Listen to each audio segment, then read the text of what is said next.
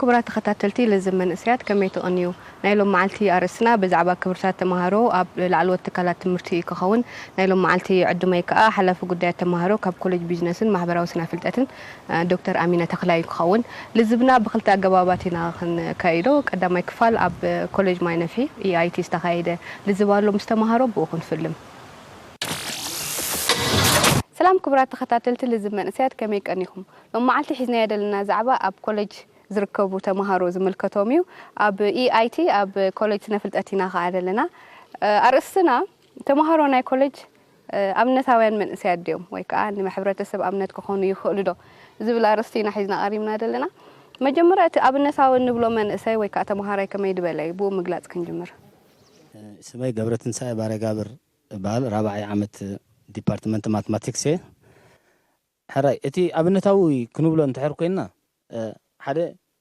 تمرتو بغبو مككاتاتل كخلالو كلاي اب غيزو بسرعه كخيد كخلالو سالساي ابلابابسا اكون افتي كبرتات نايت حبرتسب كعقبو كخلالو رابعي انتحريناخا نتي تاغر زمصو كبرتات امعقب اب حلفنتاو خون كخلالو مالتي اذا عينت حلفنتات تسكيمو بزيتات انتحر يخيدالو زي ابنتاو تمهراي مالتي ملو شماي محمد حامد ابراهيم يبال ديبارتمنت بيولوجي رابع عامتي حجي ابنتاو تمهراي كمي يمثل قنبل ندير خو الناس ابنتاو كون ندير خو الناس افتمرتو مجمرتاس عوت كون لو ويكا صبوق سارح لو مالتي دحريوس نهاغرو نكبريتات هاغرناتو كحلو لو مالتي كعقبكا الله كالايكا بهلنا حزبناتوس كمي مكانوس تبهالس حدا بحدث كفلطون كحزون كتكبرون الله مالتي نامنت حزبنا حجي ننحدو زتحقاقز ندير كوينس ابنتاو تمهرايس ننحدو نتوم بصوتو زحجز ككون الله مالتي كمز خو ندير كوينس ابنت كون يكل ابنتاو تمهرايكا كنبلو نكيل سميدا نيتسفام كايل بحال قدامي عملت مهاريت كوليج اوف ساينسي قدامي ابت زلنا ارست مالتيو ابنتاو تمهراي كنبلو نحرات خوينا نحره تمهراي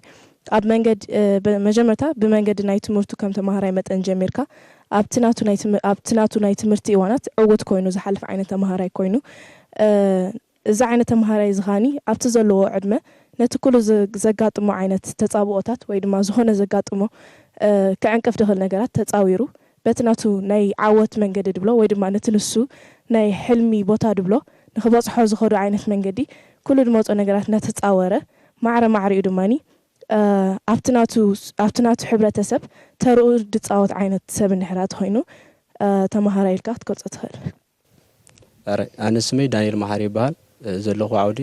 ኣፕላይድ ኬሚስትሪ ካልኣይ ዓመት ማለት እዩ ኣብ ዘሪዕና ዘለና ርእሲ ብዛዕባ ሓደ ኣብነታዊ ክበሃል ዝኽእል መንእሰይ ወይ ከዓ ሓደ ኣብነታዊ ተማሃራይ ክበሃል እንተኮይኑ በቲ ዘለዎ መገዲ ነቲ ሕብረተሰብ ብዝከኣሎ መገዲ ክመስል ክኽእል ኣለዎ ማለት እዩ ንኣብነት በቲ ናይ ትምህርቲ መገድያት ሓቲ ዝደልዮ ደረጃ ክበፅሕ ኣለዎ ካልኣይ እቲ ሕብረተሰብ ዝበሃል ወይ ከዓ እቲ ሕብረተሰብ ዝደልዮ ነገራት ከማልእ ክኽእል ኣለዎ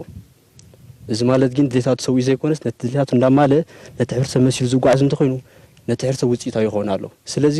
እስኻ ሓደ ሳምፕል ናይቲ ሕብረተሰብ ክኸውን ይኽእል እዩ ማለት እዩ ስለዚ በዚ ምክንያት እዚ ኣብነታዊ ክበሃል ይከኣል እዩ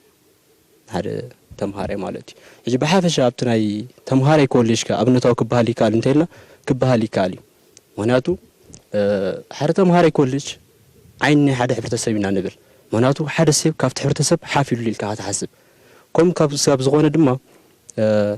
እቲ ሕብረተሰብ ብኡ ይኽርኢ ማለት እዩ ክሳብቲ ዓይኒ ዝኾነ ማለት እዩ ስለዚ ሓደ ተምሃራይ ኮሌጅ ኣብነታዊ ክኸውን ይኽእል እዩ ስመይ ድሌት ማቴዎስ በሃል ተምሃሪ ዲፓርትመንት ኬሚስትሪ ካልኣይ ዓመት ማለት እዩ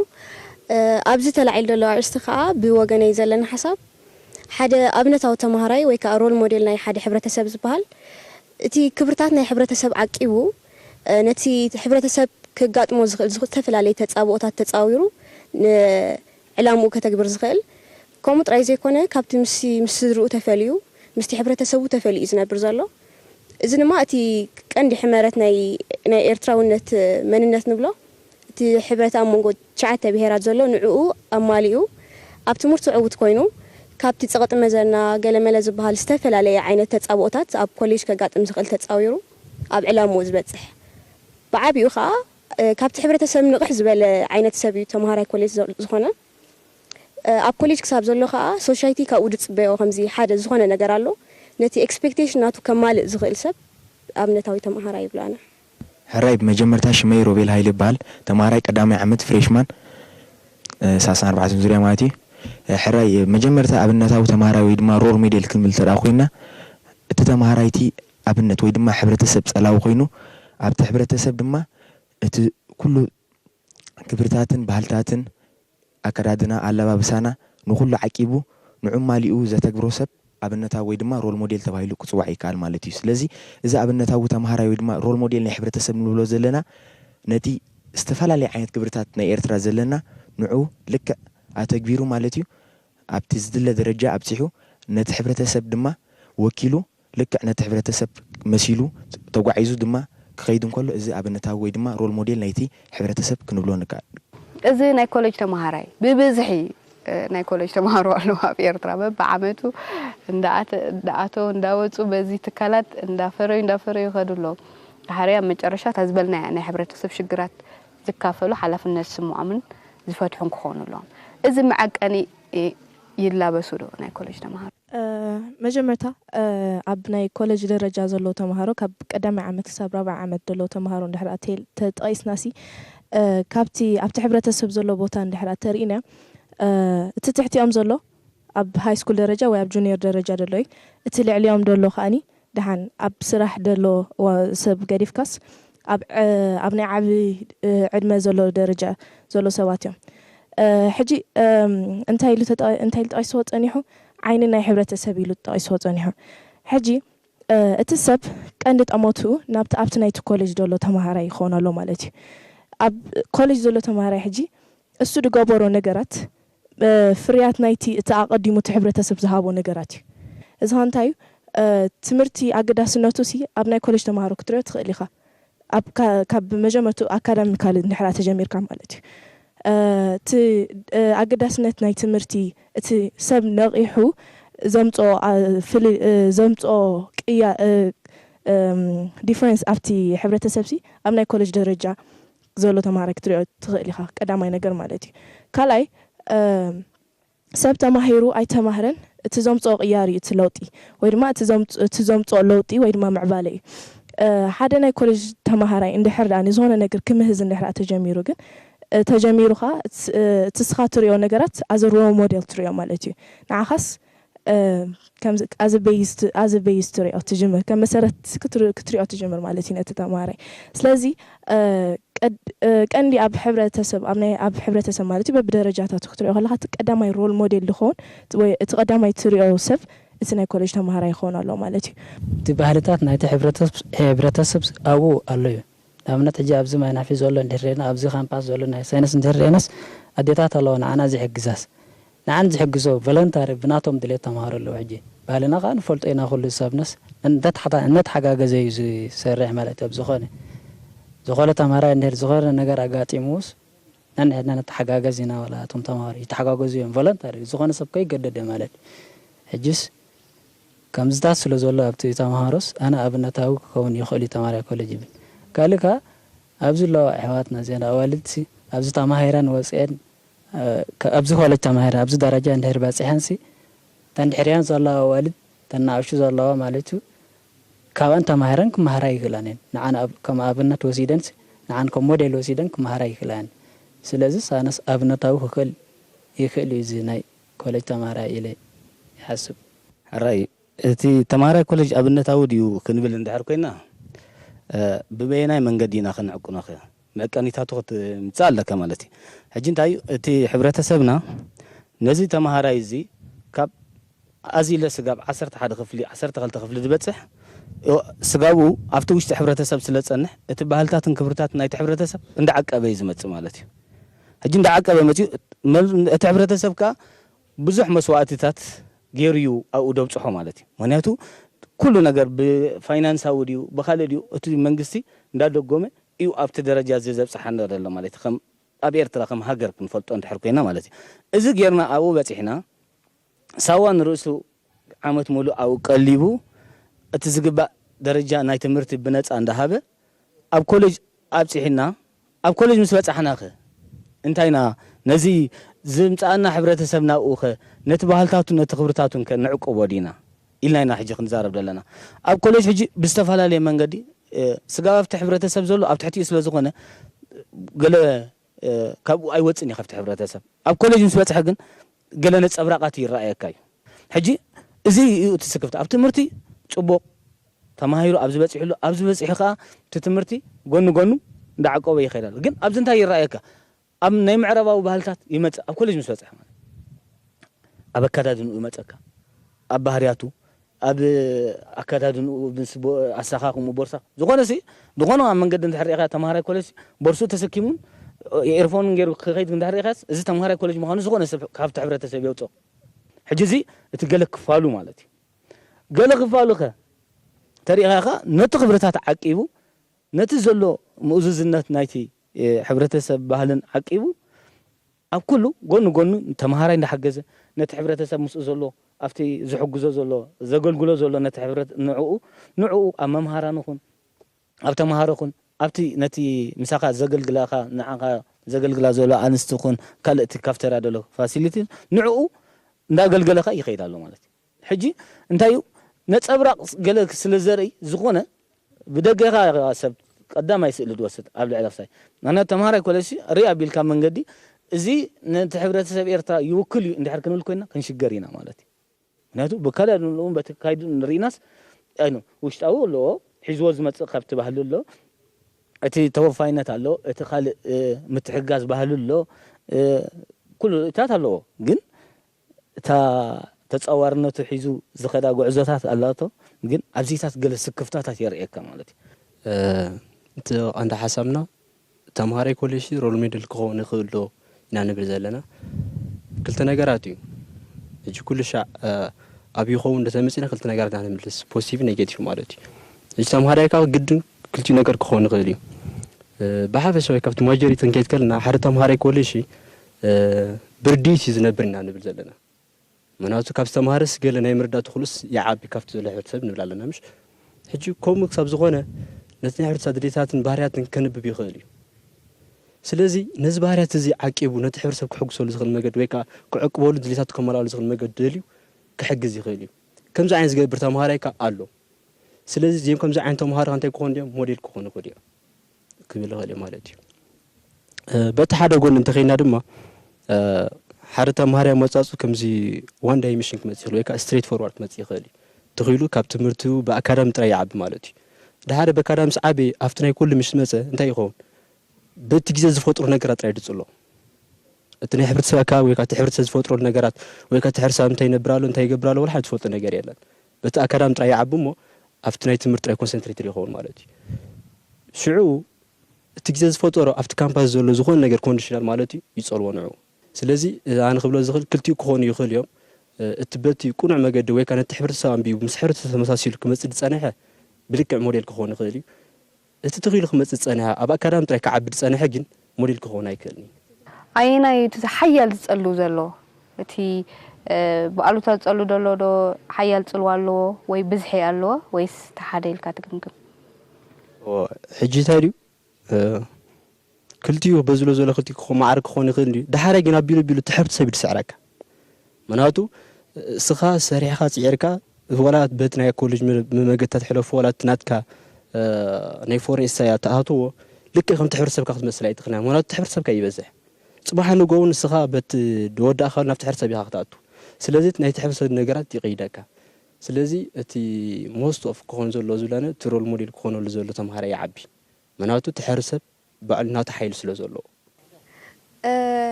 ናተይ ርእቶ ሕጂ ኣብዚ ሓሳብ ክልቲኡ ክኸውን ይኽእል እዩ ብርግፅ ከምዚ ኣሉታዊ ሕማቕ ኣሉታዊ ፅልዋ ክህልዎ ይኽእል ፅቡቕ ኣሉታዊ ፅቡቕ ፅልዋ ከዓ ክህልዎ ይኽእል እቲ ዝበዝሕ ግን ኣነ ፅቡቕ እብል ምክንያቱ ሓደ ኣብነታዊ መንእሰይ ዝበሃል ሓደ ኣብነታዊ ተምሃራይ ዝበሃል ኣብ ኮሌጅ ኣሎ ክብል ይኽእል እየ ምክንያቱ እቲ ቀዳማይ ነጥብ ዝብሎ ብሳዋ ብምሕላፉ ጥራይ እቲ ኣብዚ ዘሎ ኮሌጅ ኩሉ ሰብሲ ብሳዋ ዝሓለፈ እዩ ከምኡ ብምዃኑ ከዓ ሓደ ፅቡቕ ናይ ሕብረተሰብ ከምዚ ምእዙዝነት ምስ ብዙሕ ሰብ ብስምምዕ ምንባር ዝተፈላለየ ዓይነት ከናብሮ ዝኽእል ክብርታት ሒዙ ኣሎ ንዕኡ ዓቂቡ ኣብዚ ምስ በፅሐ ድማ ሓደ ዝፅበዮ ነገር ኣሎ ብዓብኡ እቲ ብናፃ ንምሃሮ ዘለና ሲ ብዙሕ ሓላፍነት ደሰክመና እዩ ካልእ كل ግዜ ካብቲ ሕብረተሰብ ተፈሊና ኢና ብዝነደለና ካብ ዝተፈላለየ ኩርናዓት ናይ ኤርትራ መፂናሲ ካብ ዝተፈላለየ ገዛ መፂናስ ኣብ ዝነብር ኣለና እዚ ከዓ እቲ ሓደ ጽቡቕ ነገሩ ኩሉ ሻዕ ካብ ሓደ ሕብረተሰብ ተፈሊኻ ተጸኒሕካ ድሕሪ 4 ዓመት ትምህርቲ ወዲእካ ኣገልግልካ ተመሪቕካ ክትመለስ ከለኻ እቲ ኣብ ሕብረተሰብካ ዝጸንሐ ብኮ ጎሊሑ ይራኣየካ ንዓኻ ብፍሉይ ከምዚ ንኣብነት ኣብ ሓደ ገዛ ተጸኒሕካስ ኣብቲ ገዛ ዘሎ ጨና ካብቲ ኣብ ውሽጢ ገዛ ዘሎ ሰብሲ እቲ ብደገ መጽዩ እንታይ ዳጨኑሎ ብለካ ልክዕ ከምኡ ከዓ ኣብቲ ሕብረተሰብ ዘሎ ብኮታት ንኣብነት ኣብ ናይ ኣተሓሳስባ ኣብ ናይ ኣካይዳ ኣብ ናይ ኣነባብራ ዝጸንሐ ጉድለት ኣብ ኮሌጅ ምስኣተኻስ ምስ ተመለስካ ጎሊሑ ክራኣየካ ኽእል እዩ ሕጂ ከምዚ ዝረኣየና ክሳብ ዝኾነሲ ሮል ሞዴል ክኾን ይኽእል እዩ እብል ኣብዚ ኣነ ክምላላ ዝደለኹ ነገር እንታይ ኣሎ ዝበዝሐ ክፋል ናይ ኣብ ኮሌጅ ተማሃራይ ደሎ ናይ ግድን ኣብነታዊ ክኾን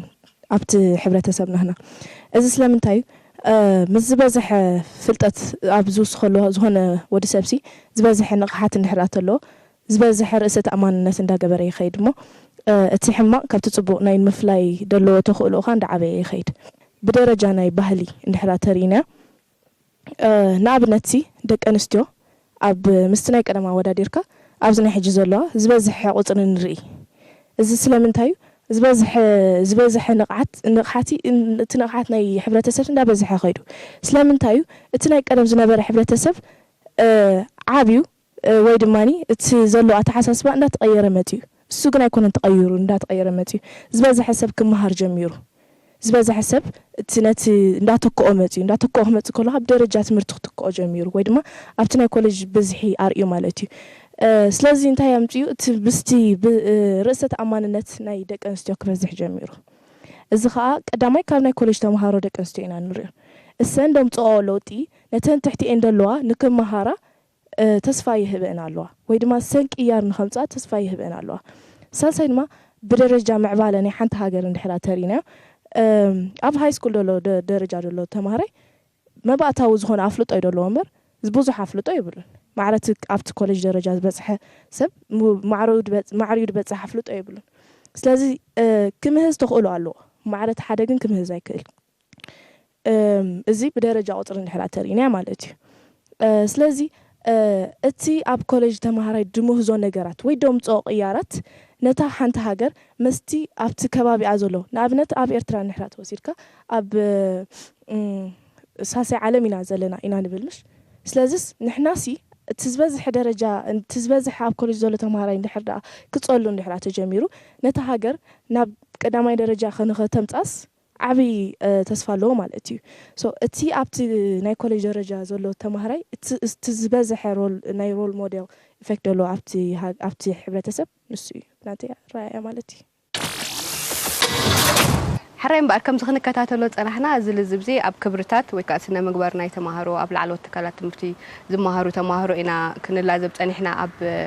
ኮሌጅ ኢአይቲ ማይ ነፍሒ ነዚ ፀንሐ ከዓ መወሰኽታ ድርዕ ኮነና ከዓ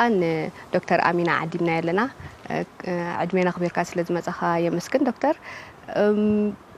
ክብርታት ተማሃሮ በሓፈሻ ክብርታት ንብዲና ብዙሕ ግዜ ተማሃሮ ከዓ ክብርታት ክለብስዎሎም ስነ ምግባር ክገብሩሎም ንሕብረተሰብ ክመስሉሎም ዳብና ብዙሕ ግዜ ንሓቶም ኢና ወይ ከዓ ነገድዲና ሕጂ እንታይ እዩ ክብርታት ንምንታይ ክሳብ ክንዱ ኣገዳሲ ዝኸውን ኦኬ መጀመሪያ ዝተገብረለይ ዕድመ የመስግን ከምቲ ዝበልክዮ ኩሉ ግዜ ክብርታት ኣገደስቲ يوم كل سب كلا بسمالو كل أكل حبرتسب كبرتاتنا خوارج سلوهم يبهالي مالتي سلازي كبرتات سلم تاع ما قدست زخونو نزبل حتى كبرتات مللي ويكا متكلات ناي حد حبرتسب وي ناي حد والكسب ونكون قل تكال ونكون يقل جن مللي متكلات مالتي تكالت والكسب زي اللي يلهم متكلاتي كل جزيد ما اختار لابس وما لك كمالتي كمل اللي خاماتي كم تكدان قلت أنا أمان ملصق كبرتات وين مللي لا حد حبر تسمع ماتي سلازي كله نوصنو سانيتات نوصدو مرجعات امنتاتنا كله تي موكس عندتات ويك موكس قصتاتنا እዚኦም ክብርታት እዚኣቶም እዮም ማለት እዩ እንታይ ክንገብር ኣለና እንታይ ክንገብር የብልናን እንታይ ክንኣምን ኣለና እንታይ ክንኣምን የብልናን ምርጫታትና ከመይ ይመስሉ ክንውስን ኮልና እንፈጥሮ ወይ ከዓ ነምፅኦም ምክንያታት እቲ ሪዝን ኣውት ክንገብር ኮልና በቀጥታ ዝመፁና ኮንሽስሊ ይኹን አንኮንሽስሊ እቶም ክብርታትና እዮም ማለት እዩ ስለዚ ኣገደስቲ እዮም ንኩሉ ዓንድታት ናይ ህይወትና ቀየስቲ ናይ ህይወትና ናይ መጻኢና ዕብየትና ውጥቀትና ከም ውልቀ ሰብ ከም ትካል ከም ሕብረተሰብ ክንብሎ ንኽእል እዚኦም ክብርታት ዝበሃሉ ኣዝዩ ኣገዳሲ ተራ ኣለዎም ማለት እዩ ስለዚ ክብርታት ብደረጃ ውልቀ ሰብ ፐርሰናል ቫሊዩስ ዝበሃሉ ኣለዉ بدرجة حبرتسب سوشيال فاليوز ويكا محبرسب أو كبرتات بحالو لو سدرابيت أو كبرتات بحالو نالو بدرجة سدرابيت كنصبارو زلهم كبرتات ناي صورة أو كبرتات ونالو صورات مع بلوم كبرتات ونالو ريفولوشنري فاليوز بحالو أدماس أو كبرتات بحالو نالو أب ملء عالم ملء ناي عالم حبرتسب كلا بسهم زلو أقد استخبرتات ونالو مالتي زخوان السب مسكو زولاد يلن كبرتات أم مسرحنا نمهارهم كاب سدرابيتنا نورسهم سلازي ناي زخوان تمهاراي يكون ناي كال سب كبرتات تا منشي تا سدرابيت يا مات كاب سدرابيتيو سدرابيت نابتي أبالاتنا سدرابيت يحلف كاب أبالاتنا سدرابيت دما أنا بحبرت السب كم قلنا بحجر تبايلو يحلف معي سلازي أقدسنا ناي كبرتات أعمد ناي تمسرتنا ناي تلاوينا ناي ملليتاتنا ملكتاتنا سلازخونو متكلاتنا سلازخونو بزخون حبرتسب كبرتات أقدسيهم بزخون حبرتسب بام مزوم كبرتات زيهم كأبيهم كمعبلهم كاب ولدونا ولدو ناتوارس نخدمة ناي زخون حبرتسب حلافنا تكون اسمعنا مالتي هو مالتيو تمهارو ناي كوليجات ويكا ناي العلوة كالات مرتيو كم تزبالكا كبرتات مسانا يولدنيو نمهارو إنا حدا خافتا أقباب كا حدا موديل ويكا جيقنا وي أبنتاوي زباحال أبتي حبرتسب أبو أدي عبحاو حافتي هلو تمهارو كوليج كمزا عينت تثبيت ألو تحبرتسب حجي إذا تثبيتات يمال دو كوليج زمهار تمهاراي وي تمهاريسي أبنتاويانين إذا كبرتات يلابسوا ألو يوم حلال فلو تبلدو قدمي نابتي يلابسوا ألو دو أبنت كخونو قولو دو كبرتات وارس ألو دو مبالنا مرأينا من البات تمهارو كوليجات ويكا تمهارو نحد تمهارين يونيفرسيتي وين كوليج انت عينت كبرتاتي خلابس زلو انت عينت كبرتاتي خونن زلو مرأي قداس وين سمعنا مالتي بقندو تمهارو وين يونيفرسيتي ولا تمهارو ناي كوليج بتحبرتسب فليز بلا الرأية فليز بلا أخبارات تقبلنت ألو بتحبرتسب مالتي زهابي زمسخ هابتي نوح وان سعيركا ناب كلش تأتو ناب يونيفرسيتي تأتو سب سعيركا خاتأتو زل خاماتيو ديسيبلين غيركا خاتأتو زل خاماتيو لازم تخبرتسب كم زعينة تطعم تخبهم كله أخبارات يزبهم دلو نتزجبرو صعري نتزجبرو ديسيبلين أخبارات ويكا ريكوغنيشن نفلت أيدو بدلو ماتي لازم بقولوا تمهارون لازم مرد أتانا إذا حبرتسب زمتن لعل زخنة سنة مقبراون مرالاون لعلنا خلوهم الله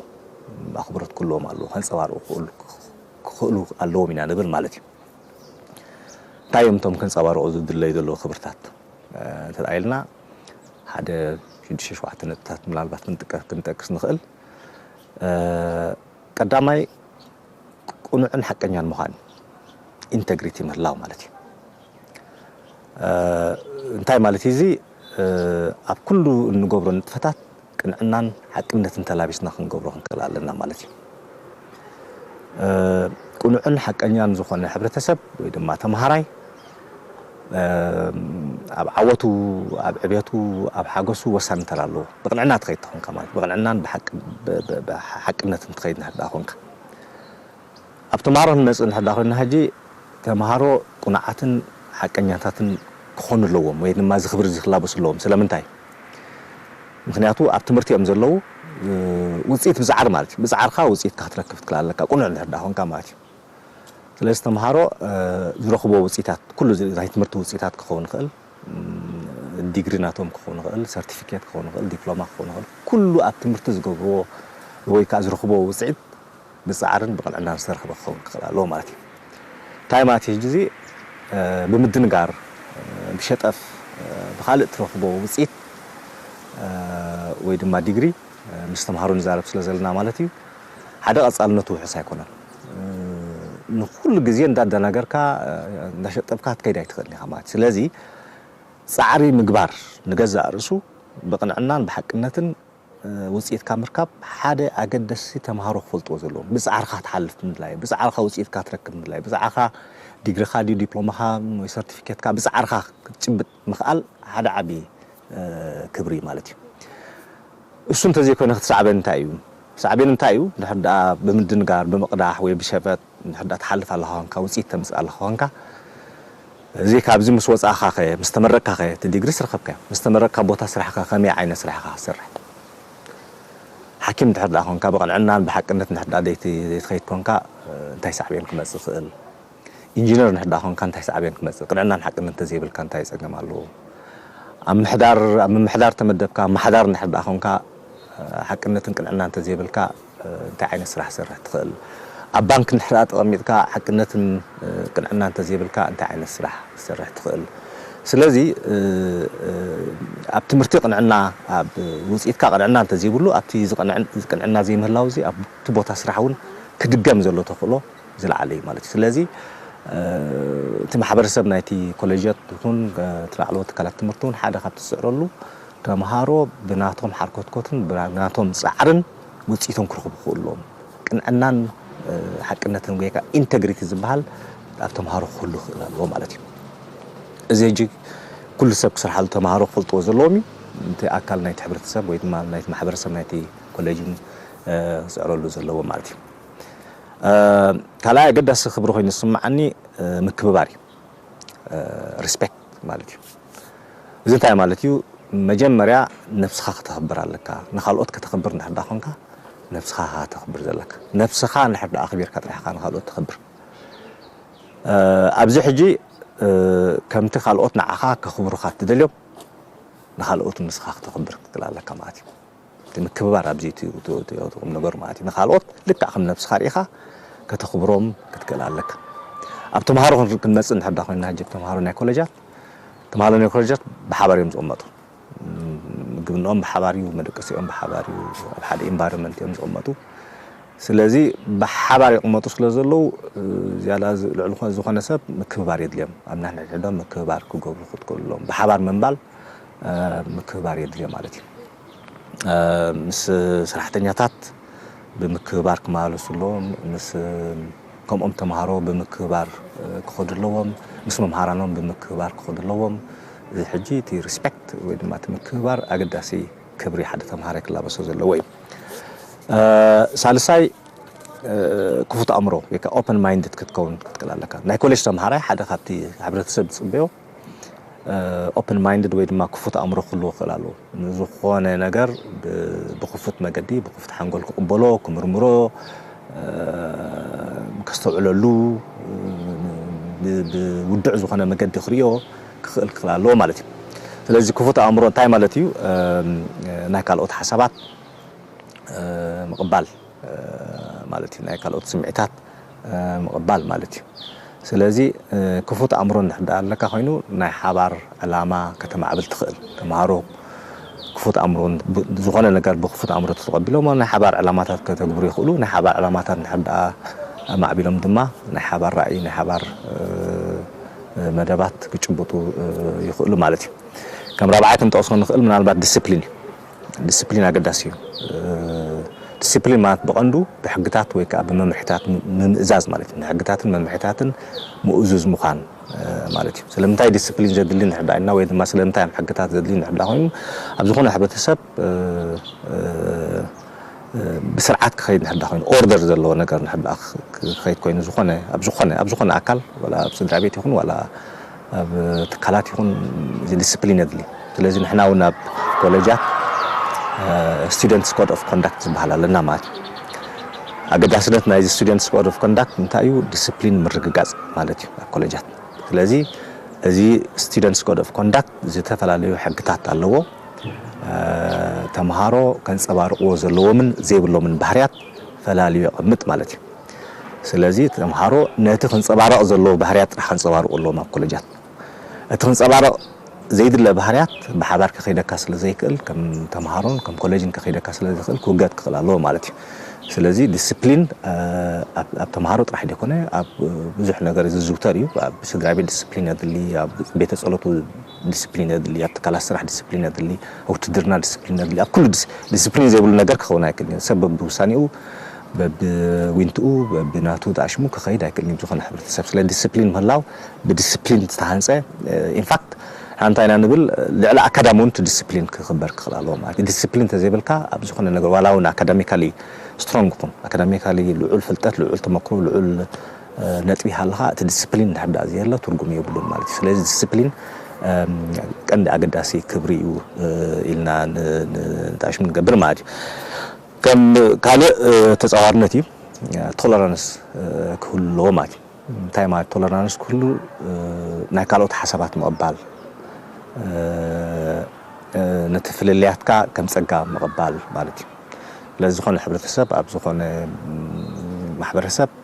ሰብ ብቋንቁ ብብሄሩ ብእምነቱ ብሃይማኖቱ ክፈላለ ቅቡል እዩ ስለዚ ነዚ ከም ጸጋ ክንቅበሎ ክንክእል ኣለና ማለት እዩ ተማሃሮ ኮሌጃት እውን ካብ ዝተፈላለየ ከባቢታት ካብ ዝተፈላለየ ድሕረ ባይታ ኣረኣእያ ብእምነት ኩሉ ክፈላለዩ ባህርያዊ ቅቡል ነገር እዩ ስለዚ እዚኦም ተማሃሮ እዚኦም ብሓንሳብ ኣብ ዝመፅሉ ግዜ ነዚ ፍልልያቶም ዝተጻዊሮም ነቲ ዘሎ ዳይቨርሲቲ ወይ ድማ ነቲ ብዙሕነት ከም ጸጋ ተቐቢሎም ክኸዱ ነንሕዶም ተኻቢሮም ክኸዱ ሓደ ካብቲ ተጻዋርነት ወይ ከዓ ቶለራንስ ክላበስዎ ዘለዎም ክብርታት እዮም ኢልና ንኣምን ማለት እዩ ምክንያቱ ምናልባት ኩሉ ሰብ ሓደ ተዝኸውን ሓደ ቋንቋ ዛረብ ሓደ መልክዕ ዘለዎ ሓደ ረኣዩ ገለ ተዝኸውን ምናልባት ምን ብዙሕ መቐረት ዘይብሉ ክኸውን ይኽእል እዩ መነባብሮና ማለት ስለዚ እቲ ፍልልያትና ብዘይ ገድስ ከም ጸጋ ርኢና ነንሕድና ተኻቢርና ክንከይድ ክንክእል ኣለና ማለት እዩ ካልእ ሓላፍነት ሪስፖንሲብል ምዃን እዩ ሪስፖንሲቢሊቲ ካብ ነፍስኻ ይጅምር እቲ ትርጉሙ ድማ እንታይ እዩ ንኩሉ ትወስቶ ውሳኔታት ስጉምትታት ንሱ ከምፅኦ ዝኽእል ሳዕቤናት ተሓታተ ምዃን ማለት እዩ ዘጂ ኦኬ ስለዚ ሚነ ሕራይ እምበር ከም ዝክንዕዘቦ ፀናሕና ነዚ ልዝብና ብክልተ ገባባት ኢና ከነካይዶ ፀኒሕና ሓደ ምስ ተማሃሮ ብዛዕባ እቲ ጉዳዮም ከመይ ያለው ስነ ምግባሮም ከመይ ያለው ክብረታቶም ከመይ ያለው ኣብነታውያን ድዮም ከ ዓይነት ሓላፍነት ኣለዎም ኢልና ተላዚብና ኣብዚ ከዓ ዕሙቕ ዝበለ ምስ ዶክተር ኣሚና ከዓ ብዛዕባኡ መብርሂ ሂብና ፀኒሑ ልዝብና ኣብዚ ክንዛዝም ኢና ብኻልእ ኣርእስቲ ክሳብ ንራኸብ ሰላም ቅነ